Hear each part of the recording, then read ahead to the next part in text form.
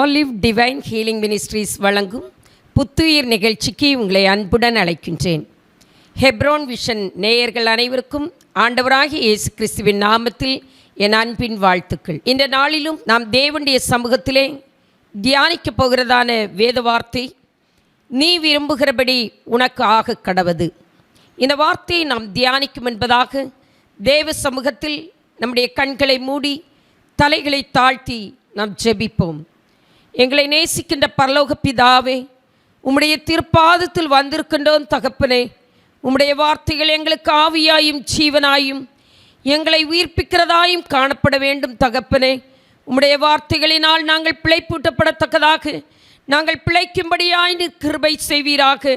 உம்முடைய வார்த்தையாகிய மன்னாவினால் எங்களை போஷிப்பித்து எங்களை அனுதினம் உம்முடைய ஜீவ பாதையில் நடத்துவீராக. நீர் எங்கள் மத்தியில் வெளிப்படுவீராக. எங்களை ஆசீர்வதிங்க தகப்பனே. உம்முடைய கிருபையுள்ள கரங்களில் தாழ்த்தி சமர்ப்பிக்கின்றோம். கேட்கின்ற ஒவ்வொருவருடைய உள்ளத்திலேயும் நீர் கிரியை செய்வீராக. உம்முடைய மகத்துவமான நாமத்தை மாத்திரமே மகிமைப்படுத்தும் மீட்பர் இயேசு கிறிஸ்துவின் இன்ப நாமத்தில் ஜெபங்கேளும் எங்கள் நல்ல ஜீவனுள்ள பிதாவே, ஆமேன், ஆமேன். மத்தேயு சுவிசேஷம் 15ஆம் அதிகாரம் அதனுடைய 25ஆம் வசனத்தில் கானானிய ஸ்திரீயை பார்த்து இயேசு கிறிஸ்து சொல்லுகிறார், ஸ்திரீயே, உன் விசுவாசம் பெரியது, நீ விரும்புகிறபடி உனக்கு ஆக கடவது. என்னை கேட்கின்ற அருமையான கர்த்தருடைய பிள்ளைகளே, இந்த நாளிலே நாமும் அநேக விருப்பத்தோடு கூட இந்த செய்தியை கேட்டுக்கொண்டு இருப்போம் என நினைக்கின்றேன். இந்த செய்தியை நீங்கள் கேட்டுக்கொண்டு இருக்கலாம். நாம் அநேக விருப்பத்தோடு இருக்கலாம். கர்த்தருடைய ஆவியானவர் உங்களுக்கு சொல்வது, நீ விரும்புகிறபடி உனக்கு ஆக கடவது. நாம் எதை நம்முடைய உள்ளத்திலே நினைக்கின்றோமோ அதை நிறைவேற்றி தர இயேசு வல்லவராய் இருக்கிறார். ஆனால் ஒன்று அறிந்து கொள்ள வேண்டும், நாம் விரும்புகின்ற காரியத்தில் மிகவும் உறுதியோடு கூட ஆண்டவரை பற்றி கொள்ளுகிறவர்களாய் இருந்தால் மட்டுமே அந்த காரியத்திலே நாம் வெற்றியை பெற்றுக்கொள்ள முடியும் என்பதை கானானிய ஸ்திரீயின் வாழ்க்கையின் மூலம் நாம் அறிந்து கொள்ளலாம். இந்த வார்த்தையை இயேசுவிடமிருந்து அவள் உடனடியாக பெற்றுக்கொள்ளவில்லை. இயேசு கிறிஸ்து இந்த வார்த்தையை கானானிய ஸ்திரீக்கு உடனே சொல்லவில்லை. மத்தேயு சுவிசேஷம் 15ஆம் அதிகாரம் 22ஆம் வசனத்தில் கானானியின் ஸ்திரீயின் மகள் பிசாசினால் பிடிக்கப்பட்டிருந்த போது அவள் இயேசு கிறிஸ்து தீரு சீதோன் பட்டணத்திற்கு அந்த திசை வழியாக வருகின்ற போது இந்த கானானிய ஸ்திரீ இயேசுவை பார்த்து முறையிடுகின்றாள். ஆண்டவரே, எனக்கு இரங்கும். தாவீதின் குமாரனே, எனக்கு இரங்கும். என் மகள் பிசாசினால் பிடிக்கப்பட்டிருக்கிறாள். பிசாசினால் பிடிக்கப்பட்டு அவதிப்பட்டு கொண்டிருக்கிறாள். அவளை விடுதலையாக்க வேண்டும் என்று சொல்லி இந்த கானானிய ஸ்திரீ வேதனையோடு கூட ஆண்டவரை நோக்கி கூப்பிடுகிறாள். இந்த தீரு சீதோன் பட்டணங்களின் திசைகளின் வழியாய் அவர் வருகிறார் என்று கேட்டவுடனே அவருக்கு பின்தொடர்ந்து, ஆண்டவரே, எனக்கு இரங்கும், எனக்கு இரங்கும் தகப்பனே, என் மகள் இப்படி பலவீனமாய் இருப்பதை நான் விரும்பவில்லை. என் பிள்ளைக்கு நீர் பரிபூரண சுகத்தை கொடுக்க வேண்டும் என்கின்ற ஒரு விருப்பம் அவளுக்குள்ளே இருந்தபடியால் அவரை பின்தொடர்ந்து கூப்பிட்டு கொண்டே செல்கிறாள். அப்படி அவள் கடந்து சென்றபோது ஆண்டவர் உடனடியாக அவளுக்கு பதில் கொடுக்கவில்லை. அவள் சென்று போன பாதை மிக கடினமானது. ஆனாலும் அந்த இடத்திலேயும் அவள் நிலை நின்றவளாய் விரும்பினதை பெற்றுக்கொள்ளத்தக்கதாக கர்த்தரை நோக்கி முறையிட்டாள். இந்த தேவனுடைய வார்த்தையை கேட்டுக்கொண்டிருக்கிற என் அன்பு சகோதரனே, சகோதரியே, உன்னுடைய வாழ்க்கையில் இருக்கின்றதான விருப்பங்கள் எதுவாய் இருந்தாலும் கர்த்தருக்கு பிரியமான விருப்பத்தோடு அவருக்கு சித்தமான காரியத்தை நீ சிந்தித்து கொண்டிருந்தால் கர்த்தர் அதை உனக்கு நிறைவேற்றி தர வல்லவராய் இருக்கிறார். அப்படி ஆண்டவர் இந்த வார்த்தையை உங்களுக்குள்ளே நிறைவேற்ற வேண்டுமானால் நீ விரும்புகிறபடி உனக்கு ஆக கடவது என்று கானானிய ஸ்திரீக்கு சொன்னதைப் போல நம்மை பார்த்தும் சொல்ல வேண்டுமானால் நாம் என்ன செய்ய வேண்டும் என்பதை கானானிய ஸ்திரீயின் வாழ்க்கையின் மூலம் நாம் அறிந்து கொள்ளலாம். முதலாவதாக இந்த பெரிதான ஆசீர்வாதத்தை, இந்த மிகவும் மேன்மையான ஒரு வார்த்தையை ஆண்டவரிடமிருந்து அவள் பெற்றுக்கொள்ளுகிறதற்கு காரணமாயிருந்தது அவளுடைய விசுவாசமுள்ள ஜெபம். விசுவாசத்தோடு கூட ஆண்டவரை நோக்கி கூப்பிடுகிறாள்.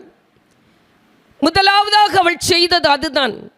இயேசு கிறிஸ்து அந்த பட்டணத்தின் வழியாய் வருகிறார் என்று கேட்டபோது, தாவீதின் குமாரனே, அவரிடத்தில் வந்து எனக்கு இரங்கும் என்று அவள் கூப்பிட்டது மட்டுமல்ல, அவளுக்குள்ளே ஒரு ஆழமான விசுவாசம் இருந்தது என்பதை மத்தேயு சுவிசேஷம் 15ஆம் அதிகாரம் 26ஆம் வசனத்தில் இயேசு சொல்லிய வார்த்தையில் என்று நாம் அறிந்து கொள்ளலாம். ஸ்திரீயே, உன் விசுவாசம் பெரியது என்று சொல்லுகிறார். அப்படியானால் இவள் கூப்பிட்டது சாதாரணமாய் கூப்பிடவில்லை, விசுவாசத்தோடு கூட கூப்பிடுகிறாள். எனக்கு எப்படியாவது என் பிள்ளைக்கு என் தேவன் இறங்க வேண்டும், நீர் இறங்கியே ஆக வேண்டும் என்று உம்மால் இதை செய்ய முடியும் தகப்பனே, ஏதோ நான் கேட்கிறேன் என்று அல்ல. இன்றைக்கு நாம் அநேகர் நம் ஆண்டவரை நோக்கி கூப்பிடுகிறோம், ஜெபிக்கின்றோம். ஆனால் சில நிமிடங்களில் அல்லது சில நாட்களில் அந்த காரியத்தை விட்டுவிடுகிறோம். இந்த கானானிய ஸ்திரீ அப்படியல்ல. ஆண்டவரை பின்தொடர்ந்து கொண்டே இருந்தாள். ஆண்டவரை நோக்கி கூப்பிட்டாள், மீண்டும் மீண்டுமாக கூப்பிடுகிறாள். விசுவாசத்தோடு கூட அவள் கூப்பிட்டாள். மத்தேயு சுவிசேஷம் 15ஆம் அதிகாரம் அதனுடைய 23ஆம் வசனத்தில் அவளுக்கு இயேசு சொல்லுகிறார், அவர் ஒரு வார்த்தையும் சொல்லவில்லை என்று அங்கே சொல்லப்பட்டிருக்கிறது. இயேசு கிறிஸ்து அவளுக்கு ஒரு வார்த்தையும் சொல்லவில்லை. இவ்வளவு கூப்பிடுகிறாளே, இவளுக்கு ஒரு வார்த்தையேனும் ஆண்டவர் பதில் கொடுக்கக்கூடாதா? அப்படி அவள் நினைத்திருக்கலாம்.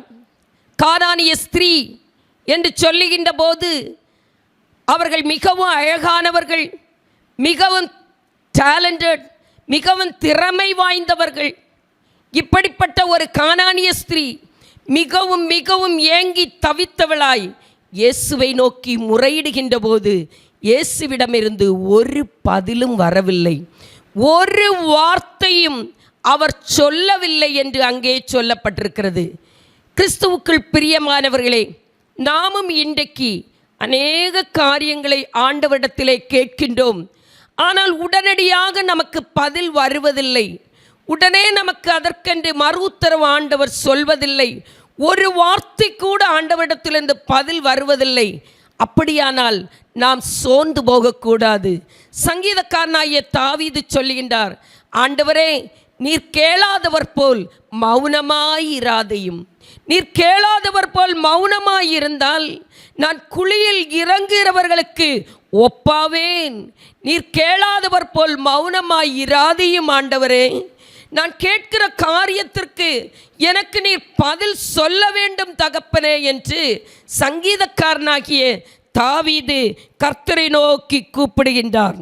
இன்றைக்கு நாம் அறிந்து கொள்ள வேண்டியது, ஒருவேளை ஆண்டவர் மௌனமாய் இருக்கிறதை போல் தோன்றினாலும், நான் மட்டும்தானே கேட்டுக்கொண்டிருக்கிறேன், கர்த்தர் எனக்கு பதில் சொல்லவில்லையே என்று நீங்கள் நினைத்து கொண்டிருக்கிறீர்கள் என்றால் உங்களுக்குள்ளே ஒரு விசுவாசம் வேண்டும். நான் ஆண்டவரை நோக்கி கூப்பிட்டால் அவர் ஏற்ற காலத்தில் எனக்கு மறு உத்தரவு தருவார் என்று அவர் சொல்லியிருக்கிறார் என்பதை நீங்கள் நினைவு கூற வேண்டும். என்னை நோக்கி கூப்பிடு, அப்பொழுது நான் உனக்கு உத்தரவு கொடுத்து நீ அறியாததும் உனக்கு எட்டாததுமான பெரிய காரியங்களை உனக்கு அறிவிப்பேன் என்று எரேமியா 33:3 சொல்லப்பட்டிருக்கிறது. இந்த வார்த்தையை விசுவாசிக்கின்ற அன்பு கர்த்தருடைய பிள்ளையே, அப்படியானால் ஆண்டவருடைய வார்த்தை மாறாதது, அவருடைய வாக்குத்தத்தம் மாறாதது, அது பொய் உரையாதது என்பதை நீங்களும் நானும் விசுவாசித்தால் தைரியமாய் கிருபாசன தண்டையிலே கிட்டி சேரலாம்.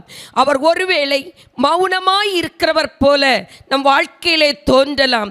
கேட்கின்ற காரியங்களுக்கு உடனே பதில் கிடைக்கவில்லையே ஆண்டவரே, இன்னும் நான் எத்தனை நாட்கள் முறையிட வேண்டும் அப்பா என்று சொல்லி நாம் கேள்விக்குறியோடு இருந்து கொண்டிருந்தால் உங்களுக்கு நான் சொல்லுவது, தைரியமாய் விசுவாசத்தோடு கூட இந்த கானானிய ஸ்திரியைப் போல நாம் ஆண்டவரை நோக்கி பின்தொடர்ந்து கூப்பிட வேண்டும். மீண்டும் மீண்டும் தைரியம் இழந்தவர்களாய் அல்ல, இதை செய்ய என் தேவனுக்கு வல்லமை உண்டு, அவர் செய்ய முடியும், அவர் சொல்ல ஆகும், அவர் கட்டளையிட நிற்கும் என்பதை அறிந்து கொண்டவர்களாய் கர்த்தருடைய வார்த்தையின் மீது நம்பிக்கை வைத்து நான் கூப்பிட்டால் ஆண்டவர் எனக்கு விடுதலை கொடுப்பார், மறு உத்தரவு தருவார் என்கின்ற நம்பிக்கையும் விசுவாசமும் நமக்குள்ளே காணப்பட வேண்டும். அந்த விசுவாசத்தோடு அவரை நோக்கி நாம் கூப்பிடுகின்ற போது நிச்சயமாய் கர்த்தர் பதில் கொடுப்பார். ஆரம்பத்தில் முதல் விண்ணப்பத்திற்கு, இந்த கானானிய ஸ்திரீ பண்ணிய முதல் விண்ணப்பத்திற்கு இயேசுவிடமிருந்து உத்தரவில்லை. முதலாவது ஒரு நிராகரிப்பு, ஒரு வார்த்தையும் சொல்லாமல் நிராகரிக்கப்படுகிறது அவளுடைய விண்ணப்பம். அந்த நேரத்திலே அவள் தைரியமாய் பின்தொடருகிறாள். இரண்டாவதாக இவளுக்குள்ளே இருந்த விசுவாசமுள்ள ஜெபம் மட்டுமல்ல, இரண்டாவதாக ஒரு குணம் இந்த கானானிய ஸ்திரீக்குள் இருந்தது. உறுதியான ஜெபம் இருந்தது, ஒரு உறுதியான நிலைமை. பட்டி கொண்டால் உறுதியாய் நான் பட்டிக்கொள்வேன். அதைத்தான் ஏசாயா தீர்க்கதரிசியின் புஸ்தகம் 26ஆம் அதிகாரம் 3ஆம் வசனம் சொல்லுகிறது. உம்மை உறுதியாய் பற்றி கொண்ட மனதை உடையவன் உம்மையே நம்பியிருக்கிறபடியால் நீர் அவனை பூரண சமாதானத்துடன் காத்து கொள்வீர். யார் அவரை உறுதியாய் பற்றி கொள்ளுகிறதோ நாம் அவரை உறுதியாய் பற்றி கொள்வோம் என்றால், எந்த சோதனையானாலும், எந்த கண்ணீரின் பள்ளத்தாக்கானாலும், எந்த வேதனையின் மத்தியிலே நாம் கடந்து போய்க் கொண்டிருந்தாலும் நம்மை பூரண சமாதானத்துடன் காத்து கொள்வார் என்பதுதான் ஆண்டவர் நமக்கு தருகிற வாக்குத்தத்தமாயிருக்கிறது. இந்த கானானிய ஸ்திரீயில் காணப்பட்டது அதுதான், உறுதி இருந்தது. எப்படி நாம் இதை அறிந்து கொள்ள முடியும்? மத்தேயு சுவிசேஷம் 15ஆம் அதிகாரம் அதனுடைய 23ஆம் வசனம் இவ்விதமாய் சொல்கின்றது. இவள் நம்மை பின்தொடர்ந்து கூப்பிடுகிறாளே, இவளை அனுப்பிவிடும் என்று அவரை வேண்டிக் கொண்டார்கள். சீஷர்கள் இயேசுவிடம் வேண்டிக் கொள்ளுகிறார்கள், ஆண்டவரே, இவள் நம்மை பின்தொடர்ந்து கூப்பிடுகிறாளே, நீர் ஒரு மறு உத்தரவும் சொல்லாத போதிலும் இவள் பின்தொடர்ந்து கூப்பிடுகிறாளே, இவளை அனுப்பிவிடும் என்று அவரை வேண்டிக் கொண்டார்கள். அதற்கு இயேசு பதில் சொல்லுகின்றார், காணாமற் போன ஆடுகளாகிய இஸ்ரவேல் வீட்டாரிடத்திற்கு அனுப்பப்பட்டேனே அன்றி மற்றபடி அல்ல என்றார். இரண்டாவது பதில், இரண்டாவதாகவும் இவளுடைய விண்ணப்பத்திற்கு சீஷர்கள் இவளுக்காக பண்ணிய விண்ணப்பம் நிராகரிக்கப்படுகின்றது. என்னை கேட்கின்ற அருமையான கர்த்தருடைய பிள்ளையே, ஒருவேளை உன்னுடைய ஜெபம் நிராகரிக்கப்பட்டது போல ஒரு நாளும் நான் கேட்கின்ற காரியங்கள் என் வாழ்க்கையில் நிறைவேறவில்லையே, என்றைக்கும் பலவீனமாயிருக்கின்றேன், வியாதியாயிருக்கிறேன், கடன் பாரத்துக்குள் இருக்கிறேன், அல்லது கஷ்டத்துக்குள் இருக்கிறேன், தொழில் ரீதியான கஷ்டமான நிலைமையிலே தோல்வியிலே நான் கடந்து போய்க் கொண்டிருக்கிறேன், எல்லாராலும் பகைக்கப்பட்டிருக்கிறேன், தாழ்வான நிலைமையிலே இருக்கிறேன், என்னால் மேலோங்கி வர முடியவில்லை ஆண்டவரே, ஆன்மீக பாதையிலே ஆண்டவரை தேட வேண்டும் என்று நினைக்கின்றேன், என்னால் முடியவில்லை தகப்பனே, நான் அமிழ்ந்து போய்க் கொண்டிருக்கிறேன் என்று ஏதோ ஒரு சூழலில் ஆண்டவரை நோக்கி கூப்பிடுகின்றதான என் அன்பு கர்த்தருடைய பிள்ளையே, அவரை உறுதியாய் நீ பற்றி கொண்டால், ஒருவேளை உன்னுடைய ஜெபம் நிராகரிக்கப்பட்டதைப் போல் இருந்தாலும் நிச்சயமாய் உனக்கு பதில் உண்டு என்பதை இந்த கானானிய ஸ்திரீ நமக்கு ஒரு எடுத்துக்காட்டாயிருக்கிறாள். சீஷர்கள் விண்ணப்பித்தார்கள், அதற்கும் சரியான பதில் இல்லை. இவளுடைய மகளுக்கு சுகம் கொடுப்பதற்கு இயேசு அங்கே கனிவுடையவராய் அங்கே கடந்து வரவில்லை. உடனடியாக அதற்கு பதில் கொடுக்கவில்லை. ஆனால் தாவீதின் குமாரனே எனக்கு இரங்கும் என்று பர்தமேயு குருடன் கூப்பிட்ட போது அவனை அழைத்து வந்து உடனடியாக அவனுக்கு சுகத்தை கொடுத்த தேவன், எத்தனையோ அற்புதத்தை செய்த தேவன் கானானிய ஸ்திரீயின் ஜெபத்தை ஏன் நிராகரித்தது போல் காணப்படுகிறது? அதை நாம் சற்று சிந்திக்க வேண்டும். இந்த கானானிய ஸ்திரீயோடு ஆண்டவர் அன்பில்லாதவர் அல்ல. இங்கே அப்படிப்பட்டதான வார்த்தையை ஆண்டவர் பேசுகிறார். ஆனாலும் இந்த கானானிய ஸ்திரீயின் நம்பிக்கை ஒருபோதும் கெட்டு போகாதபடிக்கு அவள் மீண்டும் என்ன சொல்கிறாள்? அதே மத்தேயு சுவிசேஷம் 15ஆம் அதிகாரம் 25ஆம் வசனத்தில், ஆண்டவரே எனக்கு உதவி செய்யும் என்று அவரை பணிந்து கொண்டாள். இரண்டாவது ஜெபம் நிராகரிக்கப்படுகிறது. ஆனாலும் அவள் விட்டுவிடவில்லை. ஆண்டவரே எனக்கு உதவி செய்யுங்கப்பா. முதலாவது பின்தொடர்ந்து கூப்பிட்ட போது ஒரு வார்த்தையும் சொல்லவில்லை. இவளுக்கு பரிந்துரைத்து விண்ணப்பம் பண்ணுகிறார்கள், பரிந்து பேசி விண்ணப்பம் பண்ணுகிறார்கள் சீஷர்கள். அவர்களுக்கும் பதில் கொடுக்கவில்லை. இப்போதும் ஜெபம் நிராகரிக்கப்படுகிறது. அந்த நேரத்திலும் ஆண்டவரே எனக்கு உதவி செய்யும், என்னுடைய விருப்பமெல்லாம் என் பிள்ளைக்கு நீர் சுகம் கொடுக்க வேண்டும் என்பதே. என்னை கேட்கின்ற அருமையான கர்த்தருடைய பிள்ளையே, இன்றைக்கு நம்முடைய வாழ்க்கையிலே ஒரு தீர்மானம் இருக்கும் என்றால், ஒரு திட்டம் இருக்கும் என்றால், நமக்கு ஒரு தேவை இருக்கும் என்றால், நம்முடைய தகப்பண்டத்தில் கடந்து போகின்ற போது ஒருவேளை நிராகரிக்கப்பட்ட ஜெபம் போல் உங்களுக்கு தோன்றலாம். ஆனாலும் நம்முடைய தேவன் நம்மை திக்கற்றவர்களாக விடுகிறவர் அல்ல என்று சொல்லி அவர் சொன்ன வார்த்தையை நினைவு கூர்ந்து அவருடைய சமூகத்தில் இந்த கானானிய ஸ்திரீயைப் போல, ஆண்டவரே எனக்கு உதவி செய்யும் அப்பா.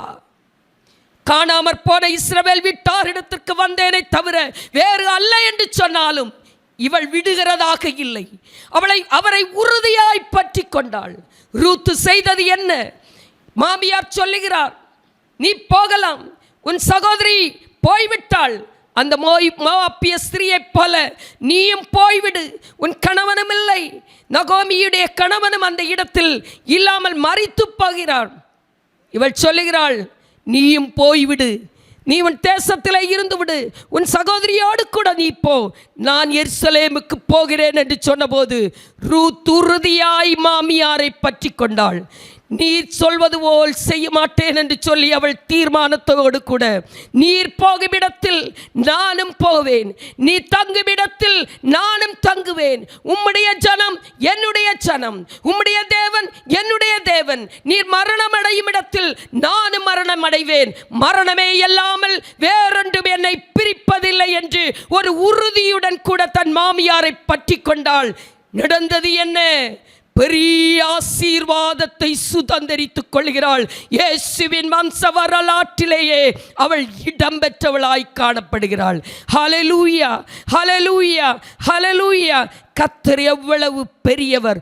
உறுதியாய் பற்றி கொண்ட ரூத்தை ஆண்டவர் ஆசீர்வதித்தார். எவ்வளோ மாமியார் நிராகரிக்கிறாள். நீ போய்விடு, நீ போய்விடு என்று சொல்லி மனவேதனையோடு சொன்ன போதிலும் உறுதியாய் பற்றி கொண்டாள். ஆண்டவருடைய வார்த்தையின்படியே அவள் பூரண சமாதானத்தோடு வாழ கர்த்தர் கிருபை செய்தார்.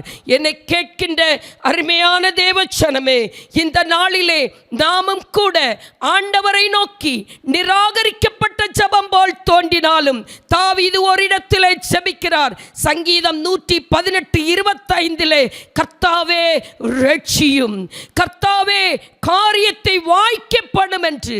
இதை ஆங்கில வேதாகமத்தில் பார்க்கின்ற போது save now, I beseech thee, O Lord, Lord, I beseech thee, save, send now the prosperity. Send now the prosperity.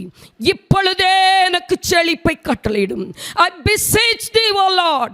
நான் மிகவும் கெஞ்சி கேட்கின்றேன் ஆண்டவரே, நான் மிகவும் கெஞ்சி கேட்கின்றேன், நீர் என்னை ரட்சிக்கத்தான் வேண்டும். கிறிஸ்துவுக்குள் பிரியமானவர்களே, இந்த நாட்களிலே தைரியம் இழந்தவர்களாய் போகாதபடி ஆண்டவரே என்னை ரட்சியும் என்று என்னை விடுதலையாக்கும் தகப்பனே, என்ன தேவையோடு இந்த நேரத்திலே நீங்கள் இந்த இடத்திலே இருந்து கொண்டிருந்தாலும் தேவனை நோக்கி உறுதியாய் பற்றிக்கொண்டு இந்த ரூத்தை போல, இந்த கானானிய ஸ்திரீயை போல, இந்த தாவீதை போல நாம் பற்றி கொள்வோம் என்றால் உடனடியாய் அவர் ரட்சிப்பை கொடுக்கிறதற்கு போதுமானவர்.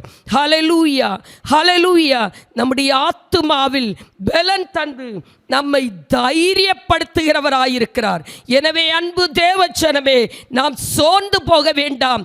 கர்த்தர் நல்லவர் என்பதை ருசித்து பாருங்கள்.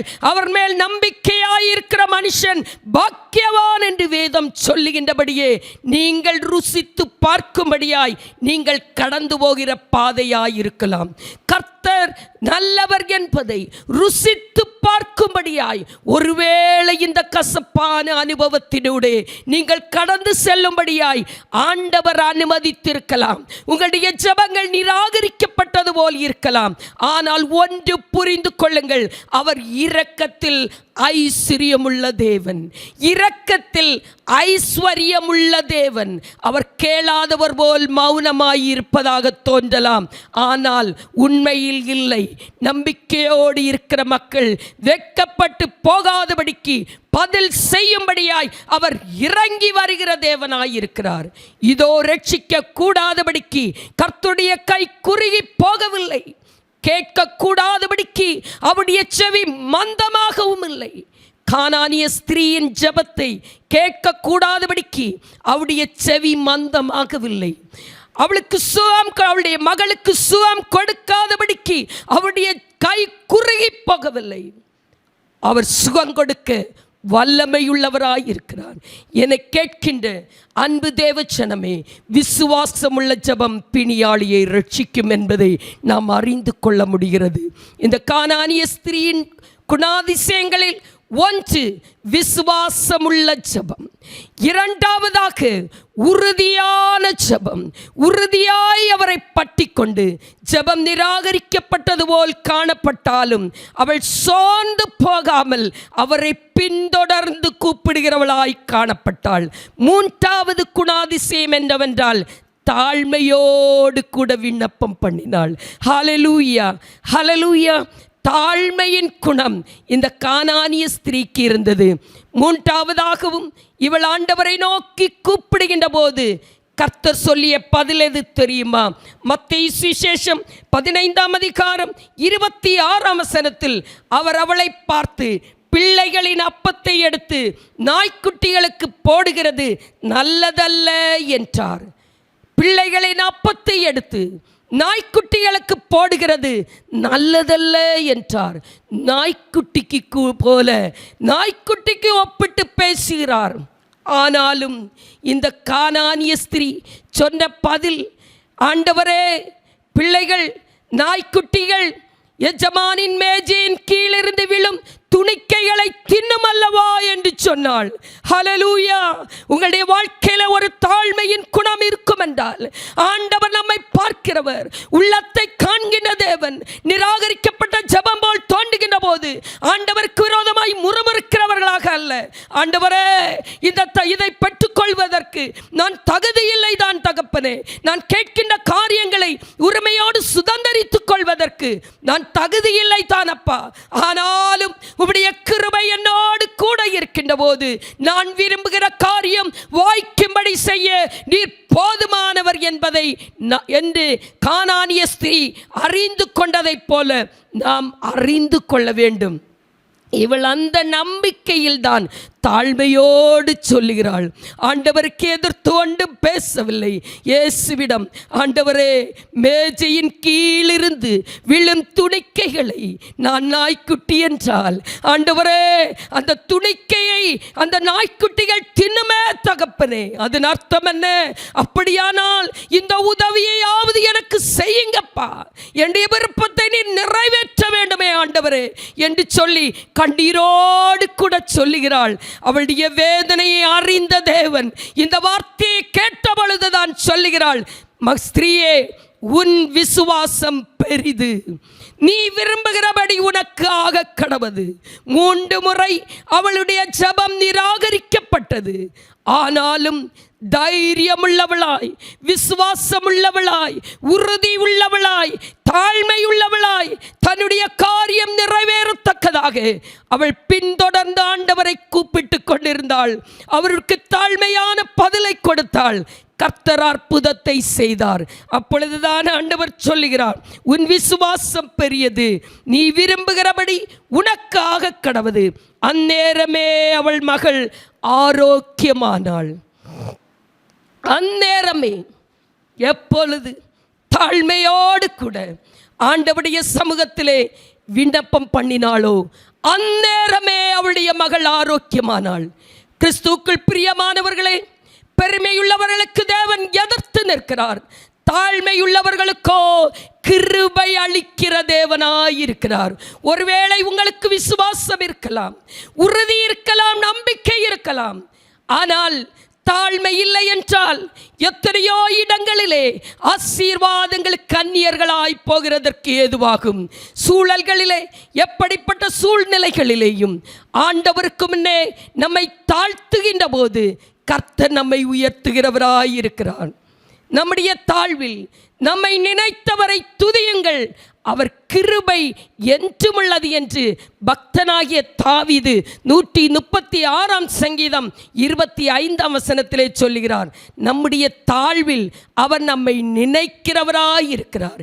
தாழ்மை உள்ளவர்களுக்கு கிருபை அளிக்கிறவராயிருக்கிறார். இதுதான் கானானிய ஸ்திரீயின் வாழ்க்கையில் நடந்தது. மரியாள் சொல்லுகின்ற போது லூக்கா சுவிசேஷம் 1 அதிகாரம் 48 வசனத்திலே இயேசுவின் தாயாகிய மரியாள் சொல்லுகிறாள், கபிரியேல் தூதன் வந்து வாழ்த்து செய்தி அனுப்பிய பின் அவள் எலிசபெத்தின் வீட்டில் சென்று எலிசபெத்தால் வாழ்த்தப்படுகின்ற போது அவள் சொல்லுகிறாள், மரியாள் கர்த்தருக்குள் மகிழ்ந்து அவள் இப்படி சொல்லுகிறாள், நான் பாக்கியவதி. கர்த்தர் அடிமேன் ஆண்டவர் அடிமேன் தாழ்மையை நோக்கி பார்த்தார். என் தாழ்மையை, அடிமையின் தாழ்மையை, அவர் தம்முடைய அடிமையின் தாழ்மையை நோக்கி பார்த்தார். இது முதல் எல்லா ஜனங்களும் என்னை பாக்கியவதி என்பார்கள் என்ற வார்த்தையை உரைப்பதற்கு காரணமாயிருந்தது அவளுடைய தாழ்மை. அப்படிப்பட்ட ஆசீர்வாதத்தை சுதந்தரித்துக் கொள்வதற்கு, இயேசுவை தனக்குள்ளே தன்னில் கற்பம் தரிக்கிறதற்கு ஏதுவாயிருந்தது மரியாளுடைய தாழ்மை என்பதை நாம் அறிய முடிகிறது. அவர் தம்முடைய அடிமையின் தாழ்மையை நோக்கி பார்த்தார். எத்தனையோ பேர் பெத்லகேமில் இருந்திருக்கலாம், எத்தனையோ பேர் அந்த நாட்டில் இருந்த போதிலும் ஒரு மரியாளை ஆண்டவர் தெரிந்து கொண்டார் என்றால் அவளுக்குள் இருந்த தாழ்மைதான். கிறிஸ்துவுக்குள் பிரியமான கர்த்தருடைய பிள்ளைகளே, ஆண்டவரை அறிந்திருக்கிறதான நாம் மேட்டிமை சிந்தையோடு இராதபடி தாழ்மையோடு நாம் இருப்போம் என்றால், அவருடைய பலத்த கரத்துக்குள் நாம் அடங்கி இருப்போம் என்றால் ஏற்ற காலத்தில் நம்மை உயர்த்துகிறவராயிருக்கிறார். எனவே என் அன்பு தேவச்சனமே, இந்த நாளிலே நாமும் கூட ஆண்டவராகிய இயேசு கிறிஸ்து கானானிய ஸ்திரீயிடத்தில் சொன்ன அதே வார்த்தையை எனக்கும் தர வேண்டும் தகப்பனே, நீ விரும்புகிறபடி உனக்கு ஆக கடவுது என்று சொல்லி கானானிய ஸ்திரீயோடு சொன்ன அதே வார்த்தை உங்கள் வாழ்க்கையிலையும் நிறைவேறத்தக்கதாக செய்ய வேண்டியது ஒன்று மாத்திரமே. ஒருவேளை இந்த கானானிய ஸ்திரீக்கு 3 முறை ஜெபம் நிராகரிக்கப்பட்டதைப் போல நம்முடைய ஜெபம் நிராகரிக்கப்பட்டதாயிருந்தாலும் விசுவாசத்தோடு என் தேவன் இதை எனக்கு செய்து முடிக்க வல்லவராயிருக்கிறார், கர்த்தர் எனக்காக யாவையும் செய்து முடிப்பார் என்கின்ற நம்பிக்கை விசுவாசத்தோடு கூட நாம் ஜெபிக்க வேண்டும். அந்த விருப்பம் நமக்குள் இருக்கிறது சரிதான். அந்த விருப்பம் நிறைவேறுகிறதற்கு விசுவாசம் உள்ள ஜெபம் தேவை. தேவை. இரண்டாவதாக, சோதனைகளின் மத்தியிலையும் ஜெபம் நிராகரிக்கப்படுகின்ற போதும் மறு உத்தரவு இல்லாத போதும் உறுதியாய் அவரை பற்றி கொள்வோம். அவர் நம்மை பூரண சமாதானத்துடன் காத்துக்கொள்வார். மூன்றாவதாக, தாழ்மையோடு அவரை பற்றி கொள்வோம். தாழ்மையோடு அவர் சன்னிதானத்திலே கடந்து வருவோம் என்றால் நிச்சயமாய் இந்த கானானிய ஸ்திரீக்கு ஆண்டவர் நல்ல வார்த்தையை, நல்ல பதிலை கொடுத்ததைப் போல அவள் எதை எதிர்பார்த்தாளோ, எதற்காக ஏங்கினாளோ, எதற்காக இரக்கத்திற்காக மன்றாடினாளோ, என்ன உதவி வேண்டும் என்று ஆண்டவருடைய சன்னிதானத்தில் கேட்டுக்கொண்டாளோ, அந்த உதவியை தேவ சமூகத்திலிருந்து பெற்றுக்கொண்டதைப் போல, ஒரு மரியாள் தேசத்திலே பாக்கியவதியானதைப் போல நாமும் பாக்கியவதிகளாய் ஆசீர்வாதங்களை, நாம் விரும்புகிற நன்மைகளை, ஆன்மீக சரீர தேவைகளை கர்த்தர் சந்திக்கும்படியாய் நம்மையும் கர்த்தர் சமூகத்திலே நம்மை ஒப்படைத்து கானானிய ஸ்திரீயின் சுபாவங்களோடு அவளுக்குள் இருந்த நற்குணங்களை நாமும் கடைபிடிப்போம் என்றால் கர்த்தர் நம்முடைய ஜெபத்திற்கும் பதில் கொடுப்பார். நாம் விரும்புகிறதற்கும் எண்ணுகிறதற்கும் அதிகமானதை அவர் செய்து முடிக்க வல்லவராயிருக்கிறார். ஏனென்றால் பூமிக்கு வானம் எவ்வளவு உயரமாயிருக்கிறதோ அவ்வளவாய் உங்கள் நினைவுகளை பார்க்கிலும் என் நினைவுகளும், உங்கள் வழிகளை பார்க்கிலும் என் வழிகளும் உயர்ந்திருக்கிறது என்று சொல்லுகிறார். எனவே உயர்ந்த அவருடைய வழிகள், உயர்ந்த அவருடைய நினைவுகள் நம் வாழ்க்கையிலே நிறைவேறும்படியாய், நம்முடைய விருப்பங்களை கர்த்தர் நிறைவேற்றி தரும்படியாய் சங்கீதம் 20:4 சொல்லி இருக்கிறபடி, அவர் உமது மன விருப்பத்தின்படி உமக்கு தந்தருளி உமது ஆலோசனைகளை எல்லாம் நிறைவேற்றுவாராக என்று இஸ்ரவேல் ஜனங்கள் தாவீதுக்கு சொன்னதைப் போல அந்த வார்த்தை இன்றைக்கு நம்முடைய வாழ்க்கையிலும் பலிக்கும்படியாய் நம்முடைய மன விருப்பங்களை கர்த்தர் நிறைவேற்றி தரும்படியாய் கானானிய ஸ்திரீயைப் போல நம்மை ஒப்புக் கொடுப்போம். நம்முடைய தேவைகளை தேவ சன்னிதானத்திலே சொல்லுவோம், சமர்ப்பிப்போம். உறுதியாய் பற்றி கொண்டு அவரையே பின்தொடர்வோம். பதில் கிடைக்கும் வரை அவரை விட்டு பிரியாமல் அவரை பற்றி கொண்டிருப்போம். கர்த்தர் நன்மையானதை தருவார். நம்முடைய தேசமும் நன்மையானதை அனுபவிக்கும்படியாய் அவரை பற்றி கொண்டு வாழ்வோம். நாம் விரும்பியதை கர்த்தர் தந்து நம்மை ஆசீர்வதிப்பாராக. நீ விரும்புகிறபடி உனக்கு ஆக கடவது என்று கர்த்தர் சொல்லிய வார்த்தை, அன்று கானானிய ஸ்திரீக்கு சொன்ன வார்த்தை இன்று நம் வாழ்க்கையிலும் தொனிக்கும்படியாய் நாம் காத்திருப்போம். கர்த்தர் நம்மை ஆசீர்வதிப்பாராக. ஆமேன், ஆமேன்.